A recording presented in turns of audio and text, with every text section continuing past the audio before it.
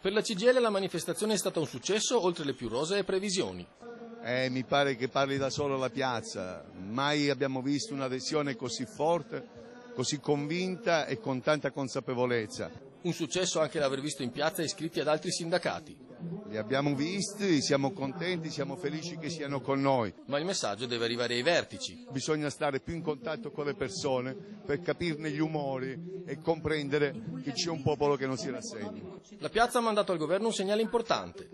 Che devono cambiare totalmente la manovra, che bisogna far pagare chi ha le grandi ricchezze, i grandi patrimoni, che la gente è stanca, che si chiedano sacrifici ai soliti noti, ai lavoratori dipendenti, ai pensionati. Oltre alle bandiere della CGIL in piazza si sono viste quelle del PD e sul palco anche alcuni sindaci solidali con la manifestazione. A preoccupare di più è il fatto che in provincia di Venezia ci sono 5.000 lavoratori che hanno terminato la cassa integrazione e a fine anno saranno disoccupati se la regione non attiverà la cassa in deroga, e poi mancano le misure a favore dell'ingresso dei giovani nel mondo del lavoro. In questa manovra non c'è nulla per sostenere l'ingresso al lavoro dei giovani, anzi, su quel ragionamento che si sta facendo con le pensioni si dice ai giovani non andate a scuola.